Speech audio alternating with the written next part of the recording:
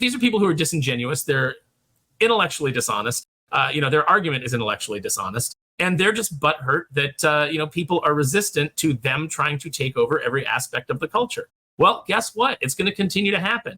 And you've lost. You've lost because Hollywood, the video game developers, they're all realizing that when they cater to you lunatics, they lose hundreds of millions of dollars, and that is not sustainable. There was recently an organized effort out there to basically go out and try to demonetize Gary from Nerdrotic, Ryan, Kinel, I think Geeks and Gamer was in there, because people didn't like their opinions on the Acolyte. This was cancel culture in peak like 2017.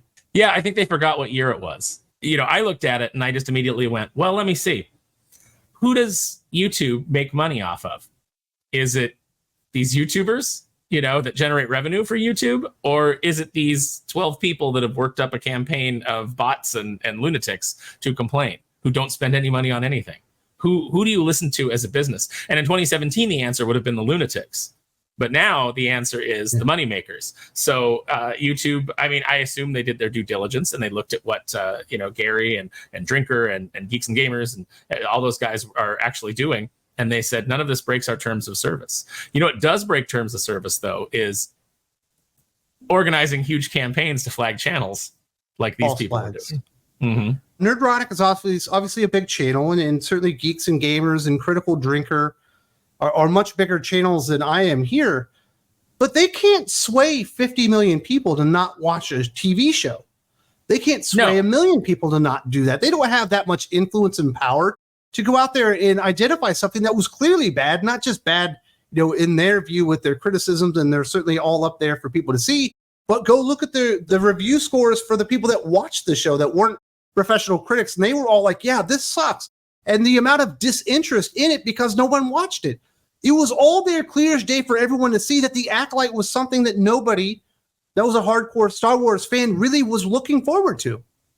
No, it really, anybody who was watching The Acolyte that isn't a weird shipper seemed to understand, or had any kind of level of taste or discernment whatsoever, seemed to understand that it was a very poorly executed, poorly written show. That's not to say that there weren't, a couple of performances in it that were decent, or, actors trying, or, a couple of action set pieces that maybe worked, but altogether it didn't come together in a show that interested people, or that was able to, maintain a level of quality. It was a mishmash, it was just a complete mishmash of absolute nonsense, changing character motivations. It was bad writing from top to bottom. And even, a casual viewer who doesn't really think about the elements of storytelling and the way that these things work together, like, you and I do, or anybody who kind of is in the creative field, even those people were able to look at it and go, this doesn't work. This doesn't fit together. None of this makes any sense. And where's the outrage against Disney and Lucasfilm and Disney Plus for not putting together a competent, cohesive marketing strategy to actually get to the audience that might like the show and say, hey, normally you don't like Star Wars, but this is Star Wars for you, to get the word out and actually get viewership there, because nobody showed up. It's not like a ton of people just showed up on the very first week and then adios once they saw a negative review on YouTube. Nobody showed up to begin with because this was a botched production from the very beginning, not just the show's inception and the idea behind it and the creators that they put onto it and the execution with the filming and all that stuff. It was a botched marketing campaign too. They need to be talking to Disney and Lucasfilm about how they fucked it up and why they're not getting to season 2. It literally has nothing to do with Gary from Nerdrotic or Geeks and Gamers. Certainly they have their audience, but they don't have enough sway to do that. Disney's the one that really botched this. No, well, what really bothers these people is the fact that there are people out there who are allowed to have different opinions than them and are allowed to voice them and are allowed to come together into a community the way that, they always talk about, their group of people as being a community. But, if you're not a community that's coming together to shill and to just accept the party line on everything, then they have no interest in you. So that's why Gary and people like that are dangerous to them, is because, the country, everything that goes on, it's all downstream from culture.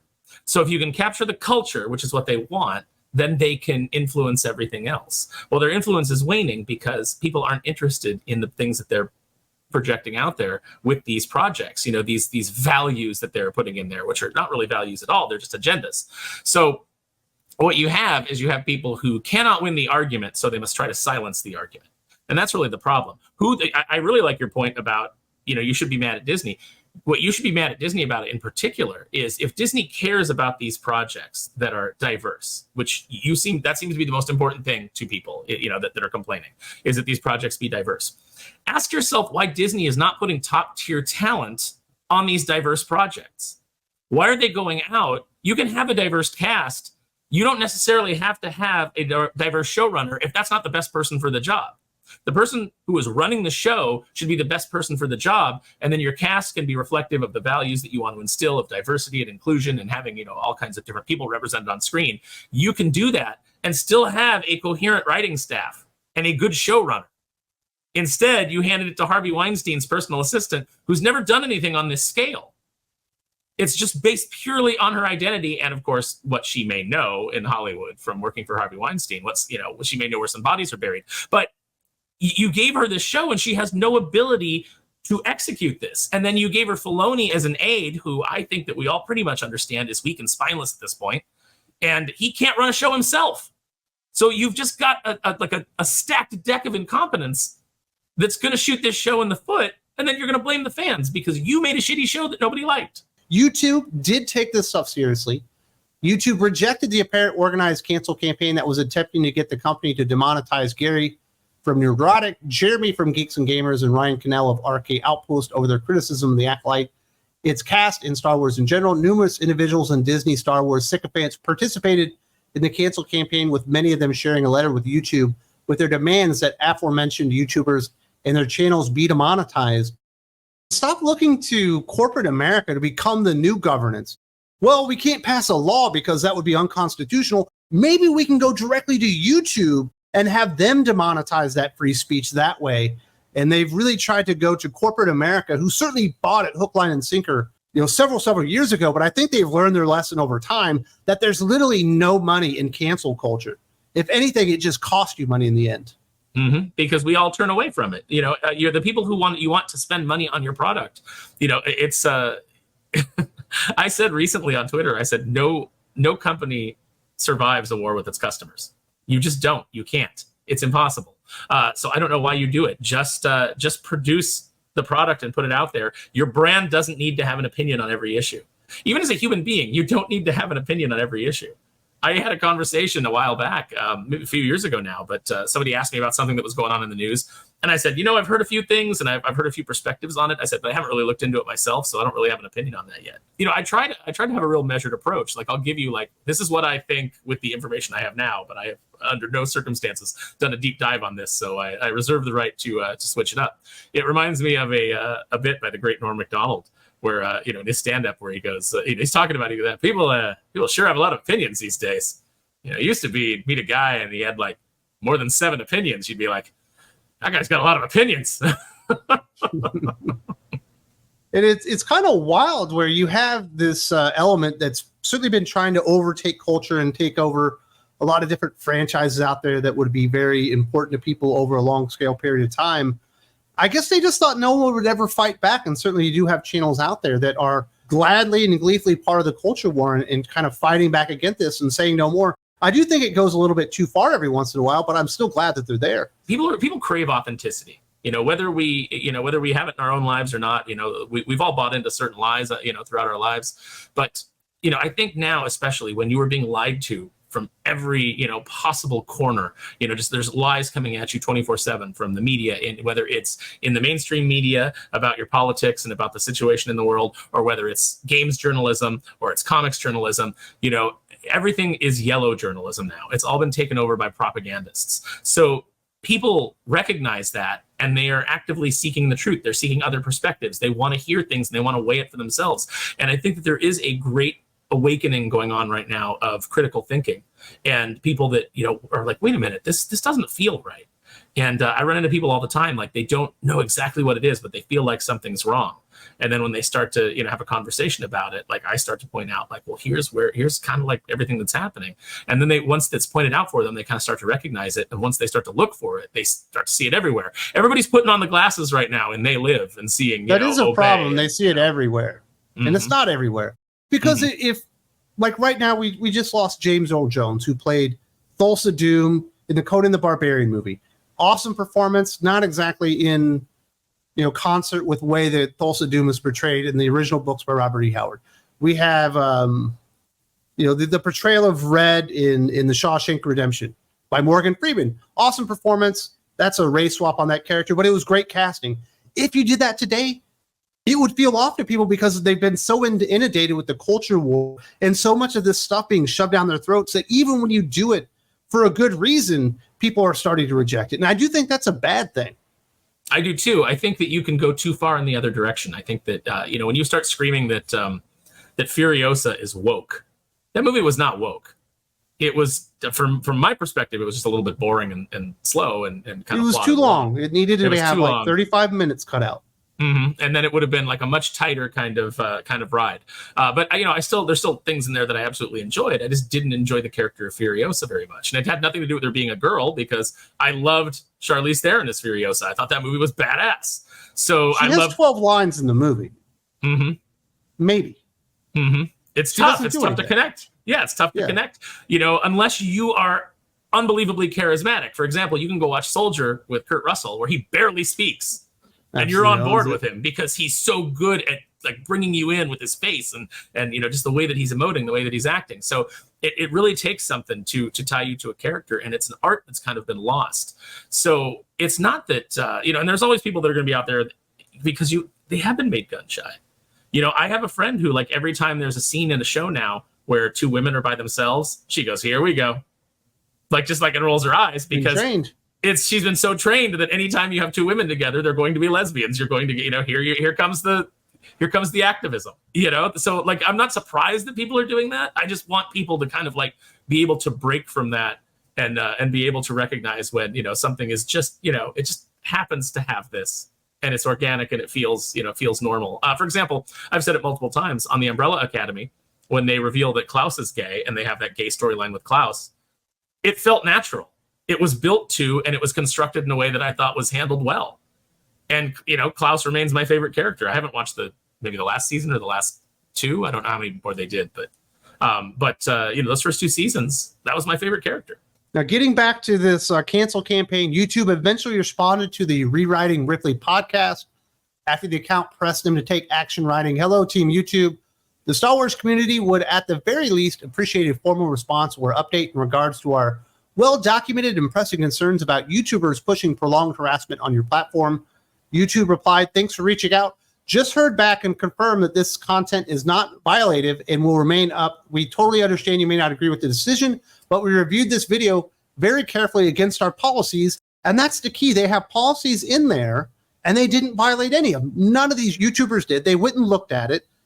They checked it out and it all passes snuff because pointing out that the Acolyte is bad isn't harassment. Saying it's not very good or the lead actress didn't do a good job isn't organized harassment. It's pointing out a point of view about the performance during the show. Now, calling people together and saying you should do this and harass somebody online or go attack them, that's violating terms of service. Is absolutely egregious behavior.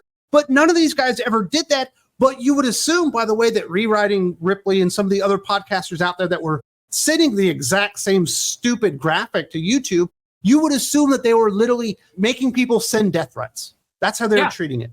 Yeah, no, that is how they're treating it. And it's funny because the very tactic that Rewriting Ripley is trying to say that Nerdrotic and the other YouTubers are engaged in is the tactic they're using, whipping up a mob and whipping up a targeted campaign against someone else. That's exactly what they're doing. So on top of it all, they're hypocrites. It's but these are people who are disingenuous. They're intellectually dishonest. Their argument is intellectually dishonest, and they're just butthurt that people are resistant to them trying to take over every aspect of the culture. Well, guess what? It's going to continue to happen, and you've lost. You've lost because Hollywood, the video game developers, they're all realizing that when they cater to you lunatics, they lose hundreds of millions of dollars, and that is not sustainable. Rewriting Ripley did not take the response well, threatening, "Team YouTube, this is an admission that you have not reviewed our concerns, proven by saying this video when there are 10 plus videos in question. However, thank you for confirming your inability to take safety seriously. You and your advertiser will be hearing more from us soon." The account added, "Additionally, I would like to point out, Team YouTube, that nobody in Star Wars fandom has requested select videos be removed. simply that a handful of YouTuber channels be demonetized.